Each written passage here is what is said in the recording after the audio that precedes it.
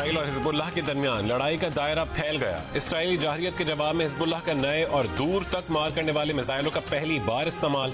वक्फे से 100 से ज्यादा रॉकेट साहिली शहर हैफा की तरफ दागे गए। हिजबुल्लाह का कहना है कि लेबनान पर हमलों में इस्तेमाल होने वाले रमात डेविड एयरबेस और इसराइली टेक कंपनी राफेल को निशाना बनाया गया। हैफा शहर में कई घर और गाड़ियां भी इन रॉकेटों का निशाना बनी। हिजबुल्लाह का कहना है कि वॉकी टॉकी और पेजर हमलों पर यह इब्तदाई रद्द-ए-अमल है। इसराइल ने धमकी दी है कि हिजबुल्लाह को मजीद सख्त जवाब दिया जाएगा। ताज़ा इत्तलात के मुताबिक इसराइल ने जनूबी लेबनान पर फिर हमले शुरू कर दिए। जंग फैलने के खदशात पर अमरीका ने तमाम शहरियों को लेबनान छोड़ने की हिदायत कर दी। सेक्रेटरी जनरल अक़वाम मुत्तहिदा एंटोनियो गुतेरेस ने कहा है कि लेबनान को एक और गजा बनने नहीं दिया जा सकता। जंग को हर सूरत रोकना होगा।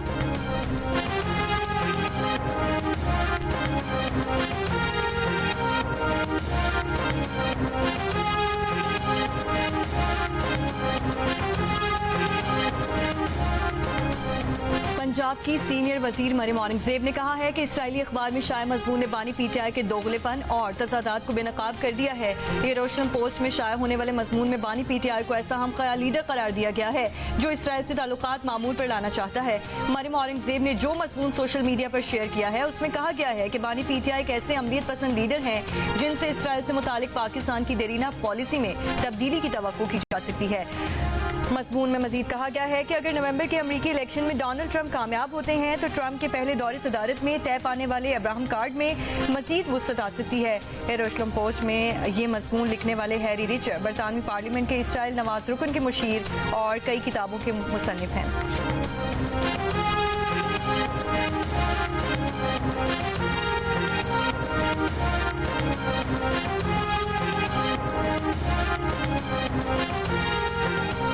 मुशीर इत्तलात खैबर पख्तूनख्वा बैरिस्टर मोहम्मद अली सैफ ने कहा है कि बानी पीटीआई का इसराइल के बारे में मौक़िफ़ वाज़ेह है। हुकूमत के पास करने को कुछ नहीं है। लाहौर के कामयाब जलसे से तवज्जो हटाने के लिए दूर दूर से मवाद ढूंढ कर ला रही हैं। इसराइली अखबार यरूशलेम पोस्ट में शाया मजमून पर रद्द-ए-अमल देते हुए बैरिस्टर सैफ ने कहा कि अगर यहूदी मीडिया ने बानी पीटीआई की तारीफ की है तो बानी पीटीआई को उसकी वजाहत देने की कोई जरूरत नहीं है। पहले इन लोगों को मोदी से ताल्लुकात और भारतीय इंजीनियर्स की वजाहत देनी चाहिए।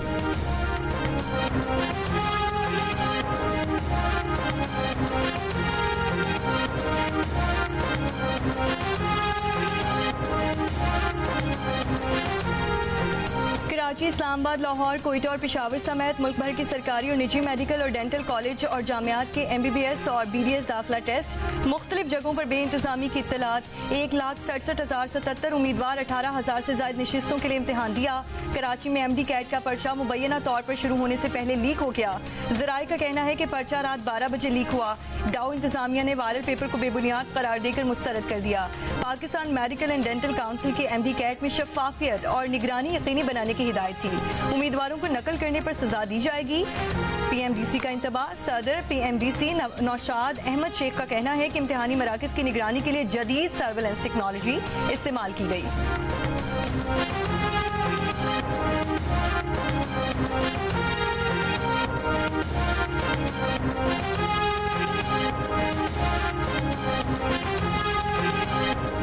महकमा तालीम सिंध एशियाई तरक्याती बैंक के $7.5 करोड़ कर्ज से शुरू किए गए प्रोग्राम में बेज़ाब्तगियां सामने ले आया। महकमा तालीम सिंध के दावों और एशियाई तरक्याती बैंक की रिपोर्ट में वाज़ेह तज़ाद मौजूद है। महकमा तालीम सिंध की रिपोर्ट के मुताबिक तमाम बोर्ड्स को OMR मशीनें फराहम कर दी गई हैं, जबकि एशियाई तरक्याती बैंक की रिपोर्ट कहती है कि अब तक OMR मशीनों का कॉन्ट्रैक्ट भी मुकम्मल नहीं हुआ। महकमा तालीम का दावा है कि 400 स्कूलों को लैब का सामान दे दिया गया, जबकि ADB की रिपोर्ट कहती है कि सिर्फ सिंध एजुकेशन फाउंडेशन के 100 स्कूलों को यह सामान दिया गया है। Wazir university and boards Mohammad Ali Malkani का कहना है कि मंसूबे पर काम जारी है और अगले साल तक इम्तहानात ऑटोमेटेड सिस्टम के तहत ही लिए जाएंगे।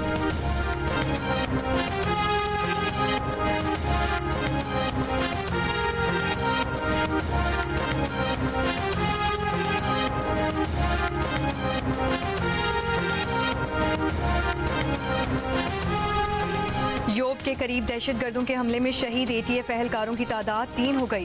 गुज़श्ता शाम योब डेरा इस्माइल खान रोड पर ATF की गाड़ी पर हमले में जख्मी मजीद 2 एहलकार दौरान इलाज दम तोड़ गए। इस हमले में ASI गौहर मौके पर ही शहीद हो गए थे। आज दम तोड़ने वाले एहलकारों में उम्मीद मोहम्मद मंगलजई और शफीकुल्ला शामिल हैं, जिन्हें योब से CMH कोयटा मुंतकिल किया गया था। वज़ीर दाखिला की योब में कौमी शाहरा पर ATF की गाड़ी पर फायरिंग के वाक़े की मज़म्मत।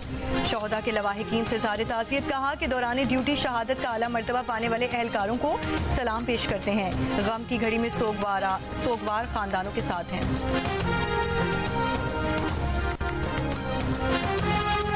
FBR की जानिब से 30 सितंबर तक टैक्स गोशवारे जमा न करवाने वालों के खिलाफ कार्रवाई के नोटिस पर सदर पाकिस्तान टैक्स बार एसोसिएशन की तनकीद। कहा कि नोटिस में कहा गया है कि गोशवारे जमा न करवाने वालों की सिम्स, बिजली, गैस कनेक्शंस बंद कर दिए जाएंगे। हुकूमत ताजिर 2 स्कीम पर अमल दरामद नहीं करवा सकी। कार्रवाई हुकूमत की रिट चैलेंज करने वालों के खिलाफ होनी चाहिए, जबकि कानून की पासदारी करने वालों पर FBR कार्रवाई करने जा रही है। फाइलर्स की 30 सितंबर तक गोशवारे जमा न करवाने की कई वजूहात हो सकती हैं। हुकूमत टैक्स देने वालों को सहूलियात दे, उन पर जुर्माने आयद ना करे।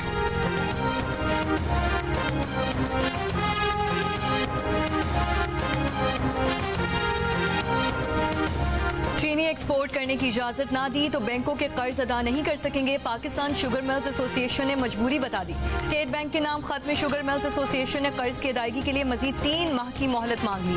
अपने खत में स्टेट बैंक से कहा कि कमर्शियल इस्लामिक बैंकों के कर्जों की अदायगी की तारीख 31 दिसंबर 2024 तक बढ़ाई जाए। इंडस्ट्री को इजाफी चीनी बरामद करने की इजाजत पर बकाया जात की अदायगी भी मुमकिन हो पाएगी।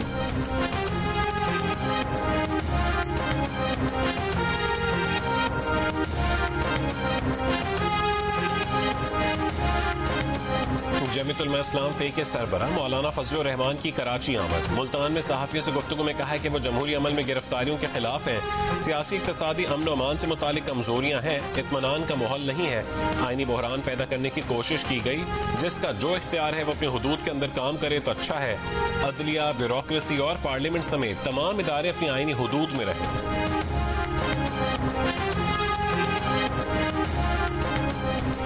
वज़ीर आज़म शहबाज शरीफ अमरीका रवानगी से कबल मुख्तसर दौरा पर लंदन पहुँच गए। वज़ारत ख़ारजा का कहना है कि वज़ीर आज़म 23 से 27 सितंबर न्यूयॉर्क में UN जनरल असम्बली के सेशन में शिरकत करेंगे। वज़ीर आज़म सलामती काउंसिल के एजेंडे पर मसला फ़लस्तीन, मसला कश्मीर की अहमियत पर जोर देंगे। वज़ीर आज़म इस्लामोफोबिया के बढ़ते रुझान के खिलाफ फौरी इक़दाम करने की अपील करेंगे। अक़वाम मुत्तहिदा में पाकिस्तान के मुस्तक़िल मंदूब मुनीर अकरम ने कहा कि वज़ीर आज़म शहबाज शरीफ की साइडलाइंस पर अक़वाम मुत्तहिदा के सेक्रेटरी जनरल अंतोनियो गुतेरेस से मुलाकात तय है। वज़ीर आज़म दीगर अहम मुल्कों के सरबराहों से भी मुलाकातें करेंगे। अमरीकी सदर जो बाइडन के साथ बाकायदा मुलाकात तय नहीं, ये भी कहा कि अफ़गान हुकूमत के साथ इख्तिलाफात के हल के लिए काम करेंगे।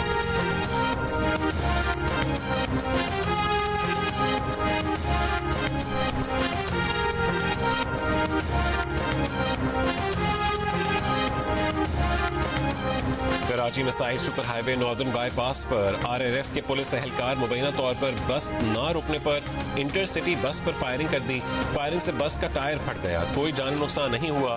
फायरिंग करने वाले सिपाही काशिफ को हिरासत में ले लिया।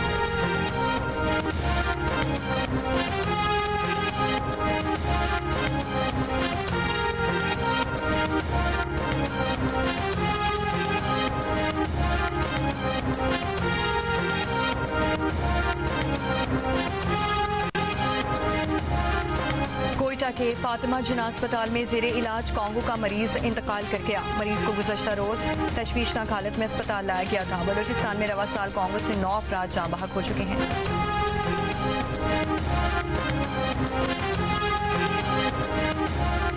रावलपिंडी समेत पंजाब के मुख्तलिफ शहरों में डेंगू के केसेस बढ़ने लगे। 24 घंटों के दौरान रावलपिंडी में 73 अफराद में डेंगू वायरस की तस्दीक। रवा सीजन में डेंगू मरीजों की मजमूई तादाद 672 हो गई।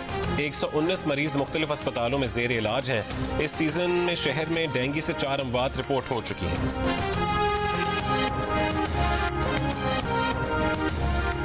वज़ीर आला पंजाब मरियम नवाज की ज़ेर सदारत इजलास में ट्रांसफार्मिंग पंजाब एग्रीकल्चर के लिए सिफारिशात का जायजा। टमाटर, प्याज समेत सब्जियों की काश्त बढ़ाने के लिए कोऑपरेटिव फार्मिंग मुतारिफ कराने का फैसला। वेजिटेबल फार्मर ग्रुप को बीज, खाद और सोलराइजेशन पर सब्सिडी मिलेगी। पंजाब में 2000 एकड़ पर बेमौसमी प्याज और टमाटर की काश्त का प्रोजेक्ट लॉन्च किया जाएगा। वज़ीर आला मरियम नवाज का सरकारी अराजी पर गंदम की बुआई यकीनी बनाने का हुक्म।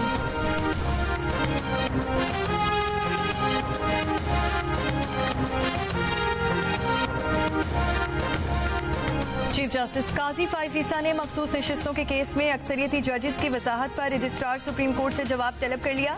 चीफ जस्टिस ने रजिस्ट्रार से पूछा 14 सितंबर को जो वजाहत दी गई उसके लिए इलेक्शन कमीशन और तहरीक इंसाफ की दरख्वास्तें कब दायर हुई। वो दरख्वास्तें प्रैक्टिस एंड प्रोसीजर कमेटी क्यों नहीं भेजी गई। कॉस्ट लिस्ट के बगैर वो दरख्वास्तें समाअत के लिए फिक्स कैसे हुई। क्या अटॉर्नी जनरल और दीगर फरीकों को नोटिस गया था। दरख्वास्तें किस कमरा अदालत या चैम्बर में सुनी गई। चीफ जस्टिस ने रजिस्ट्रार से पूछा कि दरख्वास्तों पर फैसला सुनाने के लिए कॉस्ट लिस्ट क्यों जारी नहीं हुई।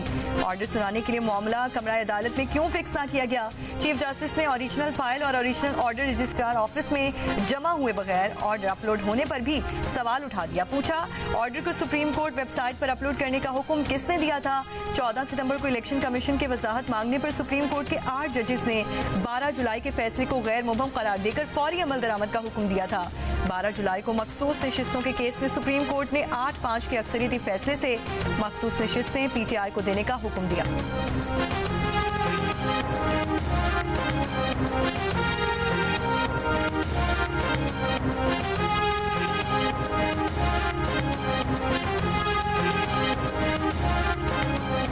मखसूस नशिस्तों के केस में तहरीक इंसाफ ने मजीद वजाहत के लिए सुप्रीम कोर्ट से रुजू कर लिया।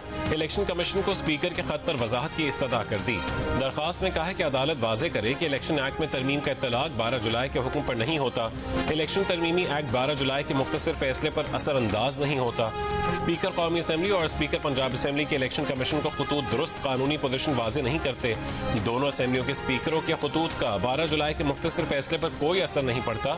स्पीकर्स के खतूत इलेक्शन कमीशन की जानिब से नजरअंदाज किए जाने चाहिए।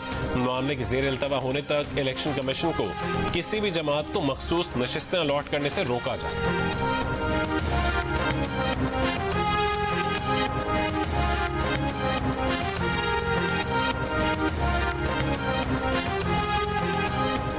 वज़ीर आला सिंध ने मीरपुर खास के DIG Javed जसकानी, SSP Asad Chaudhary, SHO Sindhri न्याज खोसो और 7 पुलिस एहलकारों को मुअत्तल कर दिया। नोटिफिकेशन जारी। मुअत्तल एहलकारों में CIA के 2 एहलकार भी शामिल हैं। DIG जावेद जसकानी, SSP असद चौधरी को CPO रिपोर्ट करने की हिदायत। नोटिफिकेशन के मुताबिक दोनों पुलिस अफसरान पर इल्जामात की फहरिस्त बाद में जारी की जाएगी। वज़ीर दाखिला सिंध ज़ियाल अंजार का कहना है कि DIG और SSP के खिलाफ कार्रवाई के लिए एस्टेब्लिशमेंट डिवीजन को खत भेज दिया है। हुकूमत सिंध कानून की बालादस्ती पर यकीन रखती है। मीरपुर खास में तौहीन मजहब के इल्जाम में गिरफ्तार डॉक्टर की पुलिस मुकाबले में हलाकत और उसके बाद के वाकयात की तहकीकात के लिए सिंध हुकूमत ने आला तहकीकाती कमेटी बनाई थी।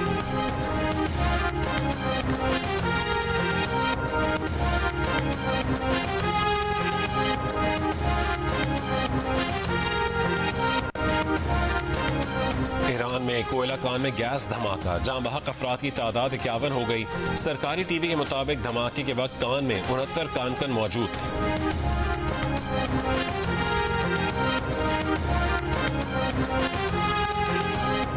अमरीकी रियासत अलबामा के शहर बर्मिंघम में फायरिंग से 4 अफराद हलाक और दर्जनों जख्मी हो गए। अमरीकी मीडिया के मुताबिक फायरिंग करने वाले कई लोग थे।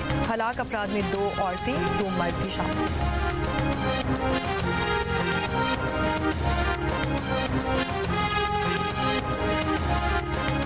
इसराइली फौज का मगरबी किनारे में रामल्लाह में कतरी टीवी के ब्यूरो ऑफिस पर धावा। कतरी टीवी के ब्यूरो को 45 रोज के लिए बंद करने का हुक्म दे दिया। रिपोर्ट्स के मुताबिक कार्रवाई से कुछ देर पहले टीवी को अल-कसाम ब्रिगेड्स की जानिब से वीडियो मौसूल हुई थी। इसराइली फौजी ड्रोन की वीडियो में गजा में खिलाफ वर्जियों के वीडियो शवाहिद मौजूद।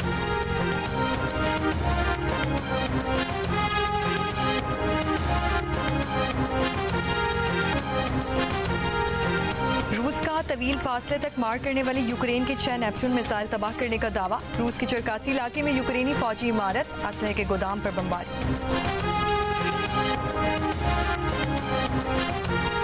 मुआशी दिवाली के बाद श्रीलंका में पहले सदारती इंतखाबात में वोटों की गिनती का अमल जारी। मार्के से नजरिए की जानिब झुकाव रखने वाले अनवारा कुमार को इब्तदाई बरतरी हासिल है। इलेक्शन कमीशन के मुताबिक अनवारा कुमार ने अब तक होने वाले 1 मिलियन वोटों की गिनती में सबसे ज्यादा 53% वोट हासिल किए। साबिक सदर राणा सिंघे प्रमदेसा के बेटे और अपोजिशन रहनुमा साजिद प्रमदेसा 22% वोटों के साथ दूसरे नंबर पर हैं, जबकि सदर रानियल विक्रमासिंघे वोटों की गिनती में तीसरे नंबर पर है। पाकिस्तान क्रिकेट बोर्ड के चेयरमैन मोहसिन नकवी अपग्रेडेशन के कामों का जायजा लेने कजाफी स्टेडियम पहुंच गए। चेयरमैन ने इंक्लोजर्स, बॉक्सेस, खंदक और बेसमेंट में जारी तरक्याती कामों का मुआयना किया और हर काम को टाइमलाइन में मुकम्मल करने की हिदायत दे दी। चेयरमैन पीसीबी का कहना है कि अपग्रेडेशन प्रोजेक्ट के हवाले से एक एक लम्हा कीमती है। चैंपियंस ट्रॉफी से कबल स्टेडियम्स अपग्रेडेशन प्रोजेक्ट की तकमील यकीनी बनाई जाएगी।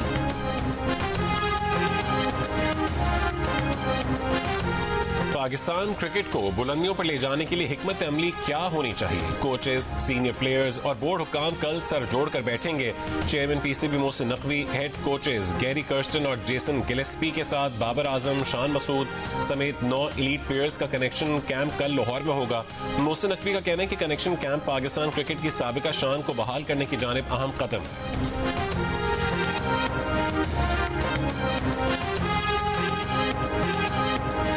लेजेंडरी पाकिस्तानी कव्वाल उस्ताद नुसरत फतेह अली खान के इंतकाल के 17 बरस बाद उनकी आवाज में रिकॉर्ड की गई आखिरी album chain of light release कर दी गई। सोशल मीडिया पर मद्दाहों के लिए दस्तयाब। 1990 में रियल वर्ल्ड स्टूडियोज में रिकॉर्ड की गई एल्बम में 4 कवालियां शामिल हैं। मौसीकार पीटर गैब्रियल ने गुमशुदा एल्बम की रियल वर्ल्ड स्टूडियोज के आर्काइव से दोबारा दरियाफ्त की कहानी बयान की है।